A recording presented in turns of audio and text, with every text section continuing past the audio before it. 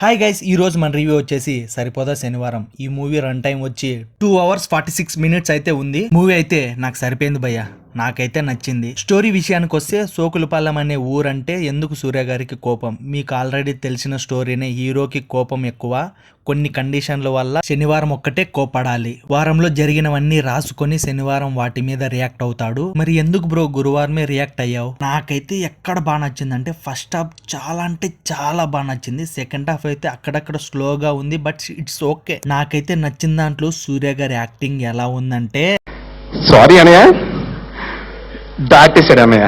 నన్నైతే సూర్య గారు ఎక్కడే కానీ డిసప్పాయింట్ అయితే చేయలేదు. I enjoyed a lot sir. మన హీరో యాక్టింగ్ గురించి చెప్పాలంటే అక్కడ ఉన్నది నేచురల్ స్టార్ నాని. యాక్టింగ్ లో మాత్రం no compromise. Action and fighting scenes అయితే చాలా బాగున్నాయి. అవి అంత బాగా రావడానికి కారణం credit goes to music director, అందులో నో డౌట్ అనే చెప్పాలి.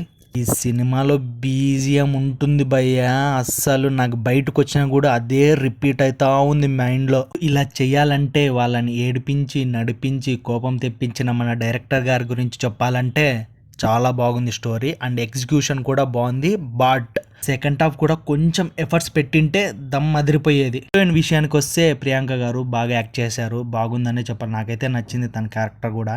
మిగతా వాళ్ళంతగా డీసెంట్. మీరు మూవీ చూడలేదా? అయితే ఒకసారి చూసి ఎంజాయ్ చేయండి. That's it guys. మీకు ఈ రివ్యూ నచ్చినట్టయితే లైక్ షేర్ చేయండి మావా. ఇలాంటి మరిన్ని రివ్యూస్ కోసం మన ఛానల్ని సబ్స్క్రైబ్ చేసుకోండి మావా.